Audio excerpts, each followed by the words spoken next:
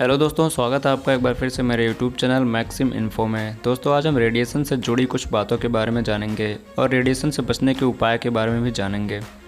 तो चलिए वीडियो को स्टार्ट करते हैं और जानते हैं।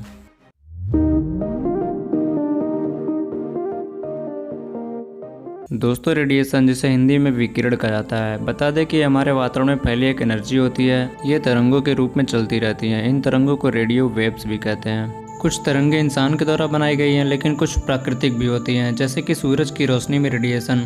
लेकिन ये रेडिएशन हमें नुकसान नहीं पहुंचा पाता, क्योंकि हमारे वायुमंडल में मौजूद ओजोन परत के द्वारा इसे सोख लिया जाता है। दोस्तों आपको बता दें कि मोबाइल के अलावा टीवी के रिमोट और एक्सरे में भी रेडिएशन होता है। जब एक्सरे होता है तो यही तरंगे हमारे हड्डियों को छोड़कर शरीर के आर पार निकल जाती हैं।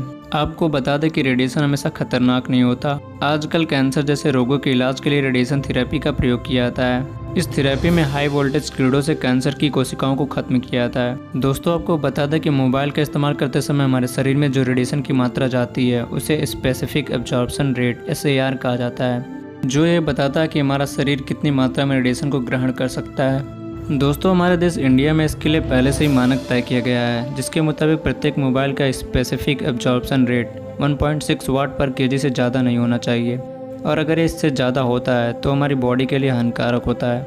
कुछ वायरलेस डिवाइस भी हानिकारक रेडिएशन का उत्सर्जन करते हैं, जैसे कि AC, वायरलेस कंप्यूटर और अन्य वायरलेस उपकरण। लेकिन मोबाइल इस्तेमाल के समय शरीर के काफ़ी करीब होता है, जिससे रेडिएशन का खतरा बढ़ जाता है।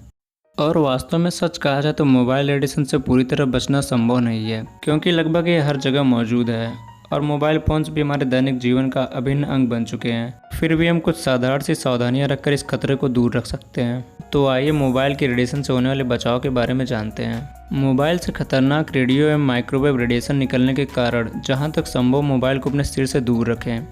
सिर से मोबाइल 20 सेंटीमीटर की दूरी पर होने पर रेडिएशन लगभग 98% कम हो जाता है। यदि आपके घर में लैंडलाइन फ़ोन है तो लंबी बातचीत के लिए मोबाइल के बजाय लैंडलाइन फ़ोन का ही उपयोग करें। मोबाइल को कभी पैंट या शर्ट की जेब में ना रखें, जहां तक संभव उसे बैग में रखें। दोस्तों मोबाइल को सिर के पास रखकर और ना ही तकिए के नीचे रखकर सोएं। सोते समय मोबाइल को स्विच ऑफ कर रखें।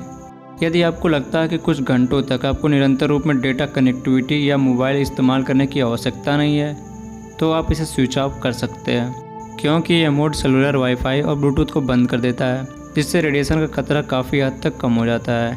इस मोड को रखने पर आपको थोड़ी परेशानी हो सकती है, लेकिन यह असंभव तो बिल्कुल नहीं है, और इसके लिए आपको जितना हो सके उतनी कोशिश करनी चाहिए। घूमते हुए मोबाइल का इस्तेमाल नहीं करना चाहिए, क्योंकि मोबाइल से टावर की कनेक्टिविटी में परेशानी उत्पन्न होने पर रेडिएशन का उत्सर्जन बढ़ जाता है। साथ ही में सिग्नल कमज़ोर होने पर भी मोबाइल का इस्तेमाल नहीं करना चाहिए। बच्चों को मोबाइल को इस्तेमाल कम से कम करने दें। फिर भी यदि कोई वीडियो आदि देखना चाह रहे हैं तो वीडियो को पहले से ही डाउनलोड कर रखें। 5 वर्ष से कम उम्र वाले बच्चों को मोबाइल इस्तेमाल ना करने दें। दोस्तों बात करते समय हैंड फ्री मोड का इस्तेमाल करें, या फिर इस मोड का इस्तेमाल नहीं करना चाहते तो मोबाइल से कानों के बीच की दूरी लगभग 1 से 2 सेंटीमीटर रखें। बात करते समय आप एयरफोन का इस्तेमाल भी कर सकते हैं, लेकिन एयरफोन का इस्तेमाल करते समय विशेष सावधानी बरतें। सार्वजनिक जगहों पर इसका इस्तेमाल करने पर आपका ध्यान भटकने के कारण दुर्घटना होने की संभावना होती है। मोबाइल को चार्ज करते समय बिल्कुल भी बात ना करें, क्योंकि चार्जिंग मोड पर मोबाइल से निकलने वाला रेडिएशन लगभग 10 गुना तक बढ़ जाता है। दोस्तों वीडियो पसंद आए तो वीडियो को लाइक करें, शेयर करें और हमारे चैनल को सब्सक्राइब जरूर करें।